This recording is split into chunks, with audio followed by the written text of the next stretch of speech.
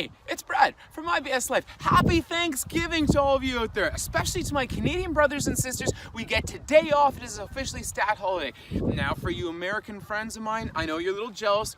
Your Thanksgiving isn't happening quite yet. You're just a little bit behind us as normal. You're 4 weeks away from your Thanksgiving roughly, which makes sense because, let's be honest, in case you didn't know, Canadian Thanksgiving was actually celebrated first before American Thanksgiving by about 40 years. So to recognize each 10 years you're behind us, you're 1 week behind us once again.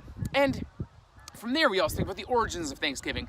Canadian Thanksgiving was based on a harvest festival because we love to just share the crops with everyone. American Thanksgiving was based on, my understanding, was an extremely bloody war where a whole bunch of things went wrong and an entire generation was angry, upset, and a whole bunch of people died. I digress. This week in BS Banter, we're going to talk about a few very, very important things as you get your Thanksgiving done right. One, we're going to talk about the best ways for alternative uses for your turkey for Thanksgiving eating. Number two, we're going to talk about amazing Thanksgiving activities that you can do with your family and friends.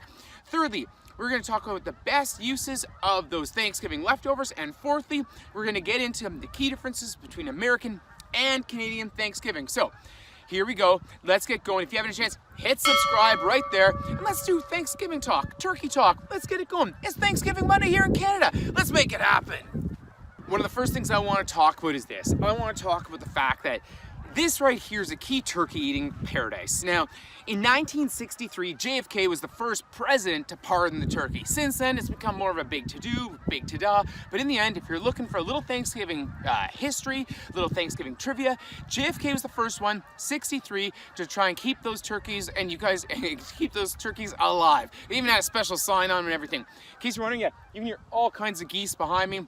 In case you're wondering where I am right now, I'm in a quarry. It's not my quarry, but you can see all kinds of construction and buildings been going on all over there. So that's a little bit as we get going. So one of the first things I want to talk about today is Thanksgiving activities. You're looking for fun with your family and friends. You're looking for that little something to get everything going. Well, one of the first things I did as a child, and maybe you have as well, especially North American, I don't think people in Europe really celebrate Thanksgiving, but something to consider anyway, is the cracking of the wishbone. You see, you get the wishbone, two people, you're only allowed to use your pinky, you hook those on and you pull the wishbone apart. Whoever gets the bigger piece of the wishbone, your wish comes true. So if you're looking for a fun activity with the family, do wishbone cracking, make a wish, make it happen. Typically they save it for the children, but I know some of you out there are a little more competitive. Get in there, take down one of the kids, and you get to win your wishbone crack off.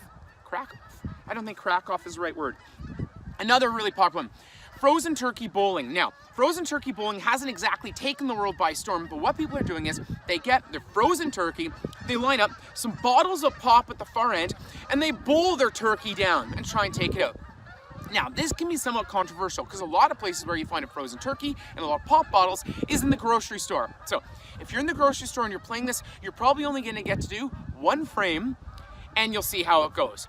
You're probably not going to be real popular there with the local employees. So my suggestion is, if you're going to try this game, make sure it's done at a grocery store that's not near where you live. In case you're wondering why I didn't try it for this filming, because let's be honest, I can't get kicked out of any more places because that makes it really hard to get groceries for it.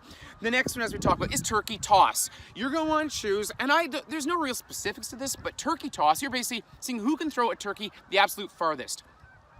I'm assuming the rules were a bit gray on the fact that the turkey is still frozen. I think the turkey size should be directly proportional to the size of the thrower. So if you're a big guy, you should have a big turkey. If you're a small guy, you should have a little turkey. Okay? So whatever size you are, your turkey should reflect that. Now, I don't know if it becomes a percentage or a fraction of your size, but consider turkey toss as a game you can play with your family and friends. Get a little bitty turkey for the kids. They would love that turkey toss. Next one is turkey trot. Now, this is really popular for my American friends, apparently, and that's where you get dressed up as a turkey and you go outside for a run. Now, I don't really understand the appeal to throwing on the feathers and everything because I feel like they'd be all tickly. But if you're into turkey trotting, and I know I've got a lot of runners on this channel, thank you. You guys are amazing. If you're a runner and you follow me along, let me know if you've done a turkey trot where you dress up as a human turkey. I think that's basically what it is. And then, of course, a great one is pie throwing. Put together your pumpkin pie. I think some people prefer apple pie for Thanksgiving. Some people it's pecan pie. I grew up with more traditional pumpkin pie, and I will probably put a picture in somewhere around there of the pumpkin pie I am having today with this. The key is you can either go for distance with your pumpkin pie or you can go for accuracy. Your choice. I don't think you should be able to throw it like a frisbee. You should have to throw overhand pie style. Those are 5 fun activities for you to do with your family as you're looking for family and friends activities for Thanksgiving. One of the things that people often get excited about is, how am I going to do my turkey this year? How am I going to prepare it? Well, if you're looking for the best way to like glaze and braise your turkey, I'm not your guy. As a lot of you guys know, my cooking is very limited, but I do have ideas for things you could do with your turkey.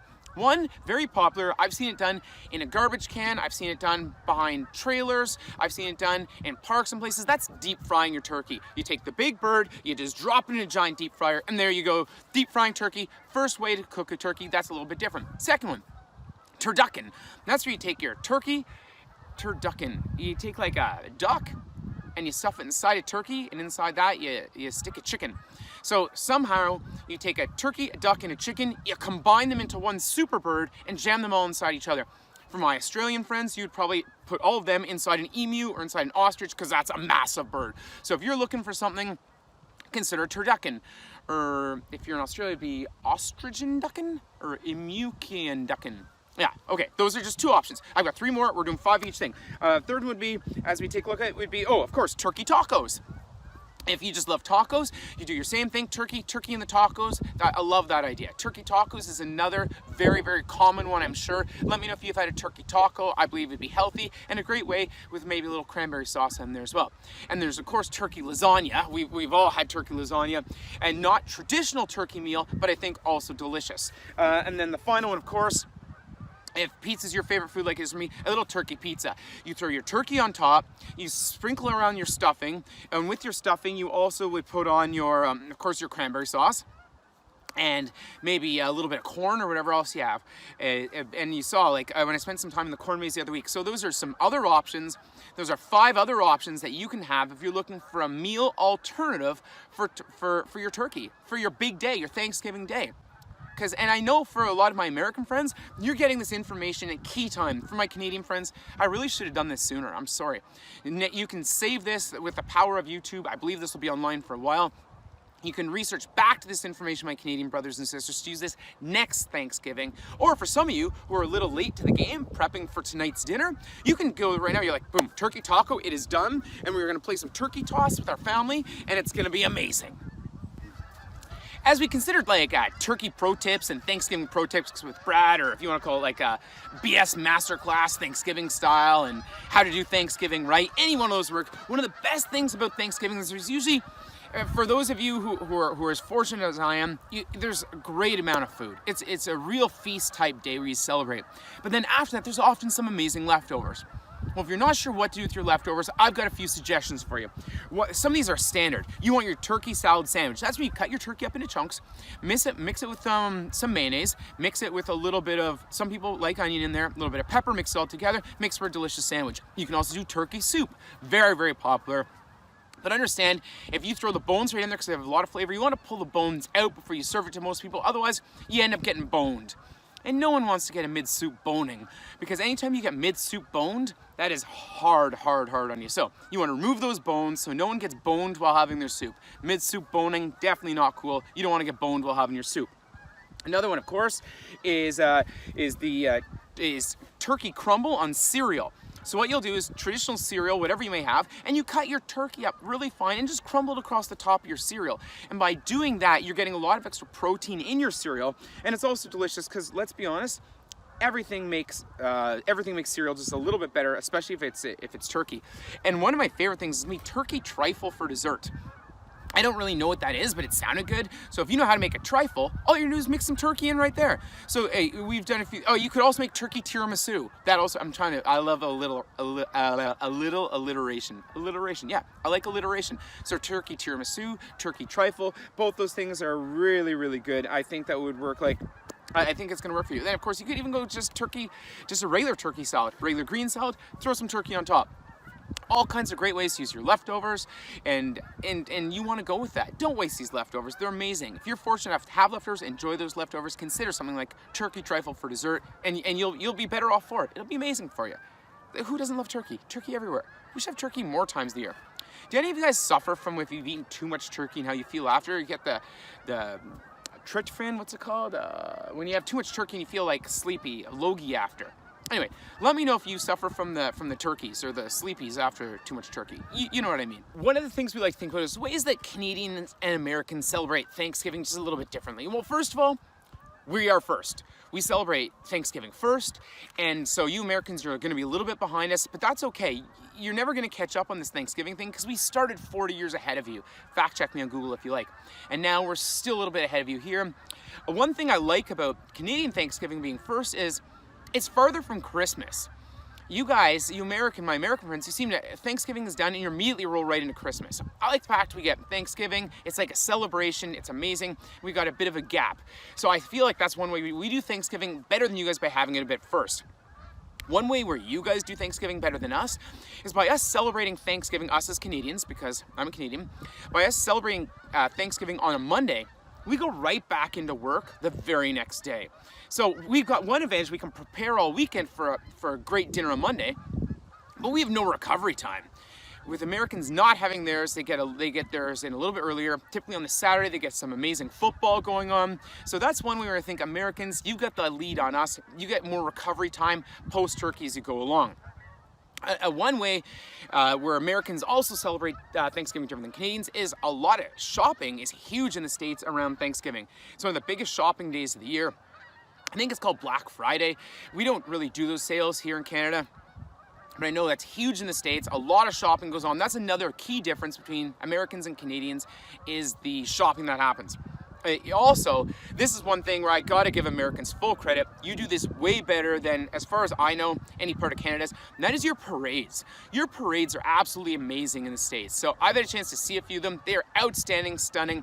Americans, you get full points for your parades, and that's another great part about doing Thanksgiving in the States is you get to enjoy those parades, check them all out. I'm not going to name drop anyone who does a great parade, but like the plates, the parades, the flotillas, all that stuff, absolutely amazing. That's another big difference. And then besides that, I think those are the key things. Those are the key differences. If you've got some other differences between American and Canadian Thanksgiving, let me know. We're first, we celebrate first. I like the gap between us and Christmas. Americans though, you get the whole weekend to recover, which is great. You also have, but yours is closer to Christmas. You roll right into one to the other. I don't like that as much, but I love the fact that if you're a shopper, American Thanksgiving, you got something else to look forward to. So those are some of the key differences. So if you weren't sure some differences, those are some of the big differences between American and Canadian Thanksgiving. I'm Brad, BSlife, sharing all about Canadian, how to do Thanksgiving right, turkey talk with Brad, whatever you want to call it, BS Masterclass on how to celebrate Thanksgiving. We got all kinds of stuff going on. Thanks, guys. This is amazing. Right now, let's get into the oath. Okay, the first story in the oath, instead of outlandish, I'm going with outstanding, and this story is directly for Kyle Lowry, basketball player for the Toronto Raptors, last year's NBA champions. Not this year, sadly. We fell apart a bit in the playoffs. Good battle, but we didn't make it. Anyway, Kyle Lowry, for the 5th year in a row, has bought Thanksgiving meals for 200 families. Kyle Lowry, full credit to you. I always appreciate and respect people who have more, do more, and people who have more who give back. Kyle Lowry's been blessed. He's got an amazing talent. I've never met him personally, but I love the fact he's doing this. He's taking care of others who are less fortunate than he is. So that is the outstanding story of the week. Kyle Lowry, full credit to you. Amazing work. Like, honestly, way to set an example for so many other people out there. Nice job, Kyle.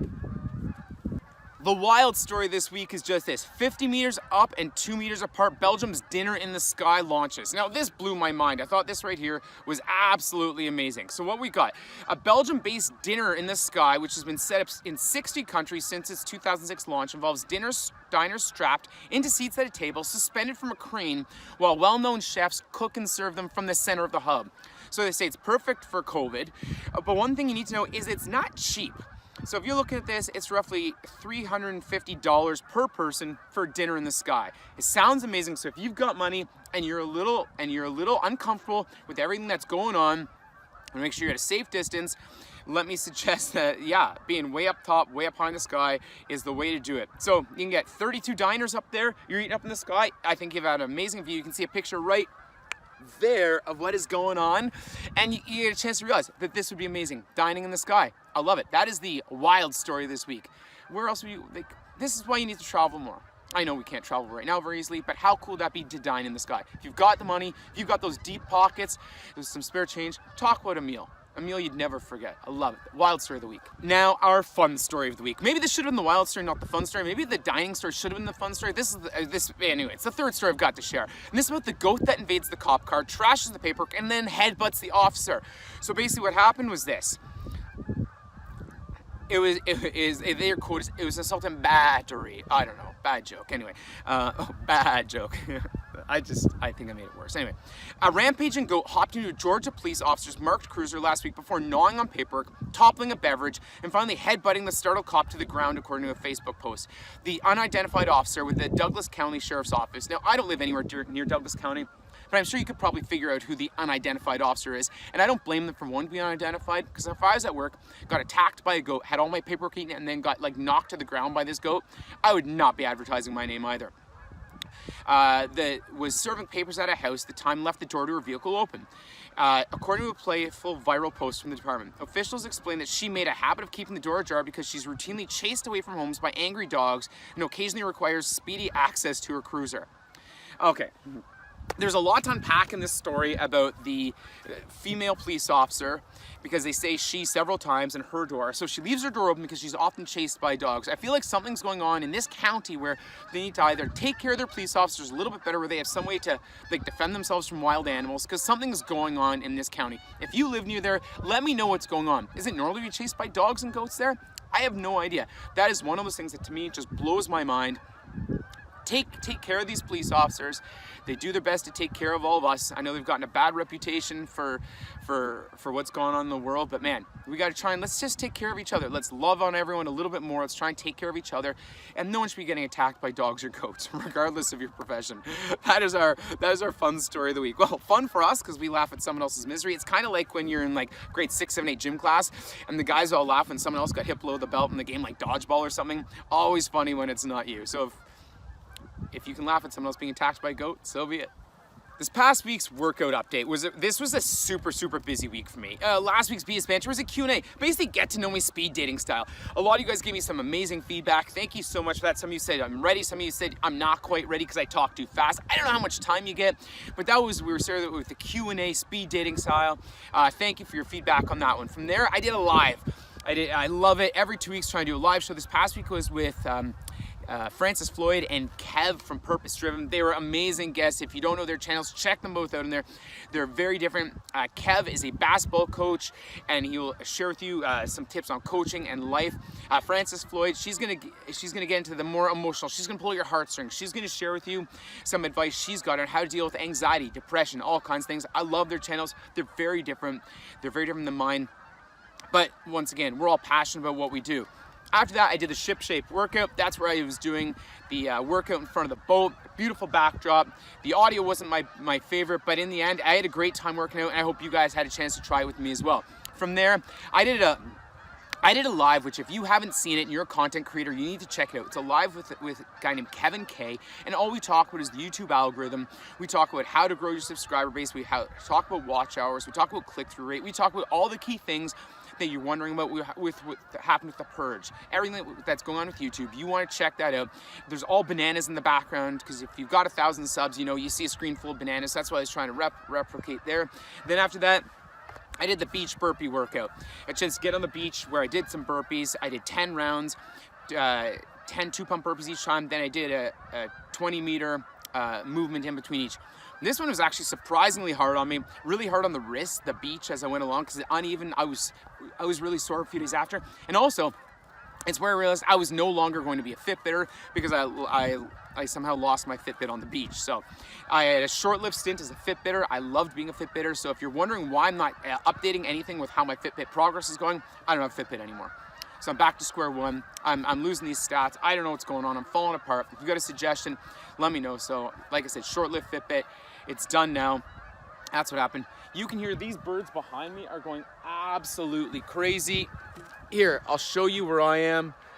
I think those birds are showing up. Like I said, I'm inside a quarry here. Very cool spot. There are all kinds of birds down over there. So this is, like I said, We're in a quarry. It's not my quarry. We are in Ottawa.